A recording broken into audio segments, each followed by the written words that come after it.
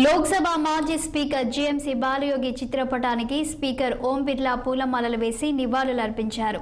బాలయోగి జయంతి సందర్భంగా సంవిధాన్ సదన్ సెంట్రల్ హాల్లో ఆయన చిత్రపటం వద్ద పార్లమెంటు సభ్యులు, ఇతర ప్రముఖులు పుష్పాంజలి ఘటించారు. Lok Sabha secretary general Utpal Kumar Singh, Lok Sabha secretariat అధికారులు బాలయోగికి నివాళులర్పించారు. 12వ లోక్సభ స్పీకర్గా విధులు నిర్వహించిన జీఎంసీ బాలయోగి 13వ లోక్సభ స్పీకర్గా కూడా తిరిగి ఎన్నికయ్యారు. అలాగే 10వ లోక్సభ సభ్యుడిగా పనిచేసిన ఆయన అంతకుముందు ఆంధ్రప్రదేశ్ శాసనసభ సభ్యుడు, రాష్ట్ర ఉన్నత విద్యాశాఖ మంత్రిగా బాధ్యతలు నిర్వహించారు. బాలయోగి 2002 సంవత్సరంలో మార్చి 3న ఆంధ్రప్రదేశ్లోని పశ్చిమ గోదావరి జిల్లాలో హెలికాప్టర్ ప్రమాదంలో మరణించారు.